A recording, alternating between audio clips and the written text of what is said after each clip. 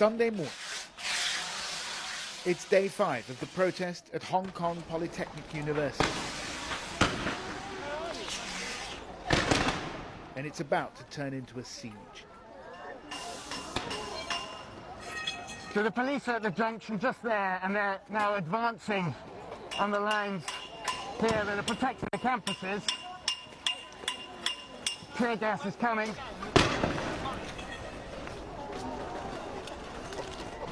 Under fire, the protesters retreat onto campus.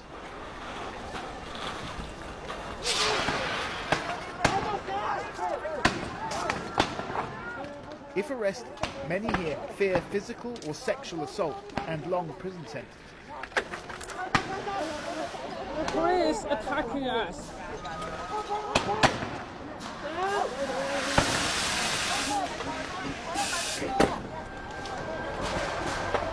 For their part, the authorities fear chaos and instability.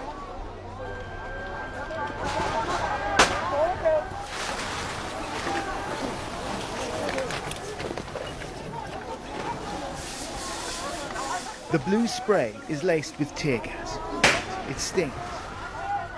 In the face of government intransigence and aggressive policing, a protest movement has morphed into a total rejection of China's political system.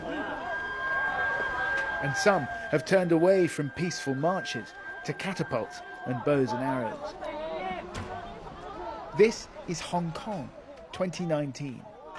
We've just heard that a police officer has been hit by one of these arrows, and they've now said they could use live ammunition in response. This is exactly how this thing keeps on escalating. An argument breaks out between the men operating the catapult and another protester. We should not use this weapon to attack the police. Are you okay? Are you afraid?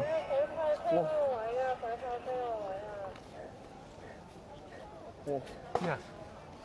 It's a scary situation.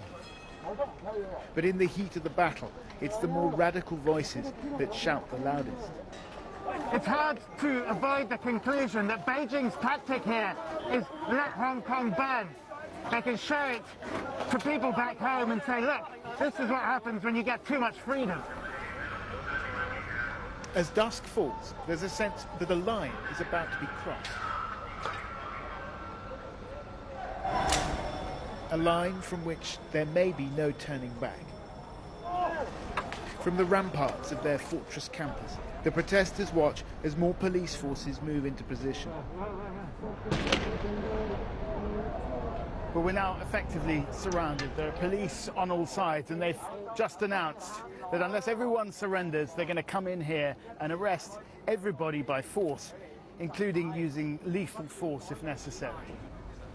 In the darkness, some ditch their masks and disappear into the night. Now, only the most committed remain. Here is the last university that the police didn't go inside. What?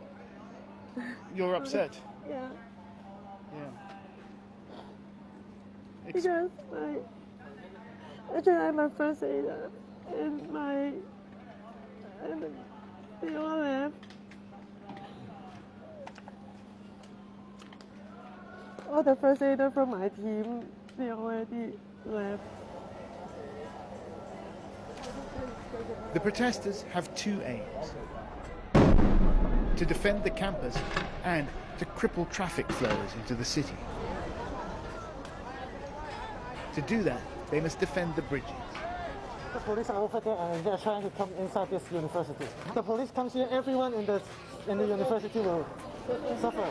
The protesters use fire as the police use tear gas to repel the enemy. Come with me. Come with me.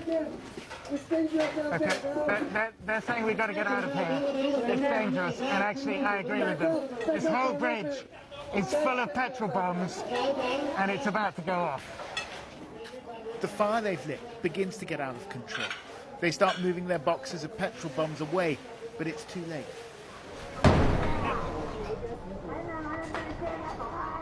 It's extraordinary that no one's hurt. As their strategic vantage point goes up in flames, they can do little but watch and trade insults with the police on the other side of the highway. All night, we watch the two sides play a kind of cat and mouse game.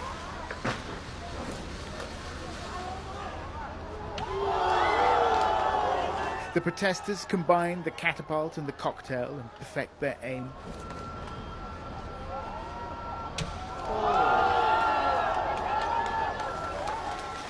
The police redouble their efforts with the water cannon. The protesters are exhausted, their numbers depleted. There are rumours of a ceasefire. And then, at 5:30 in the morning, the police make their move from the side streets.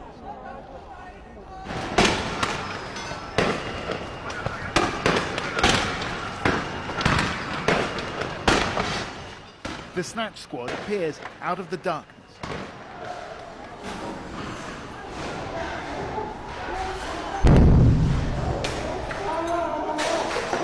Firing rubber bullets and tear gas, picking out their targets with green laser sight. This is a full-blown assault coming up the main entrance now, and there's all kinds of stuff flying around. It's hot. There's also a lot of smoke here. The central stairwell is on fire. The defence is breached. The campus on the verge of being overrun. But inexplicably, the police retreat, taking a small number of protesters with them. He was hit on the head by police with a baton.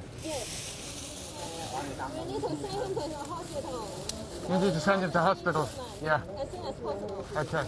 Because you need the suture. It's very deep. Okay. If they took the campus, it'd be a key victory for the police. The arrest, identification and potential prosecution of an entire battalion of the city's masked protesters. Some seek ever more desperate ways to defend themselves. Others seem resigned to their fate. Then, all of a sudden, it's decided. No one's quite sure how or by whom. Escape.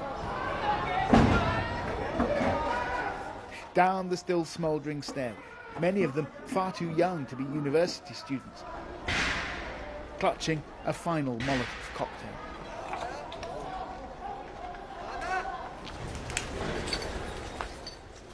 Out in the morning sunshine, for a moment, it feels like it's all over. But it isn't. Every route they try, the police are there to block their escape. What was a mass breakout turns into a mass break back in again.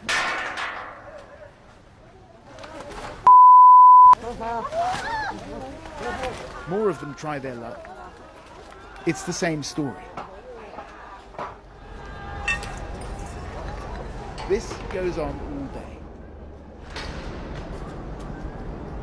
These battles seem doomed to repeat themselves. And with every cycle, the chance of a peaceful resolution gets slimmer and slimmer.